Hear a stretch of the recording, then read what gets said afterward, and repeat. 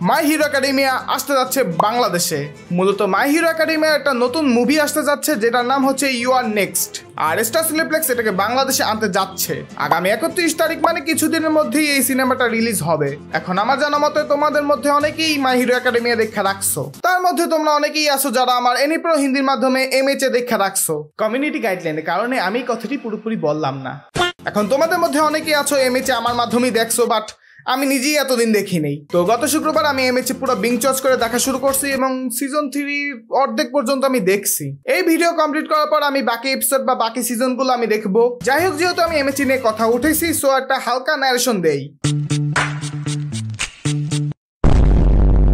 মাই hero একাডেমিয়ার কাহিনী এমন একটা ওয়ার্ল্ডের যেখানে 80% লোকের কাছেই সুপার পাওয়ার আছে। তো এদের মধ্যে আবার হিরো আছে, আবার ভিলেনও আছে। তো হিরোদের কাজ হচ্ছে ওই ভিলেনদের হাত থেকে দুনিয়াটাকে প্রোটেক্ট করা। আর আমাদের মেন ক্যারেক্টার মিদোরিয়াও হিরো হইতে চায়, বাট ওর কাছে কোনো সুপার পাওয়ার নাই। মূলত জেনেটিকলি ভাবেই পাওয়ার কথা, বাট পায় নাই।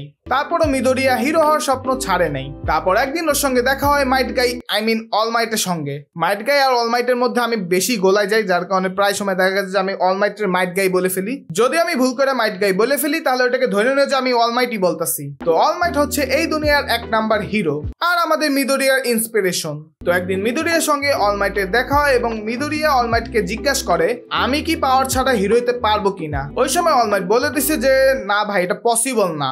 বাট পরবর্তীতে অলমাইট ওর মধ্যে একটা পটেনশিয়াল দেখে, যার কারণে অলমাইট ওকে বলে তুমি হিরো হতে পারবা এবং আমি আমার পাওয়ারের উত্তরসূরি তোমাকে বানাবো। আশা করি ঠিক ওয়ার্ড আমি বলছি।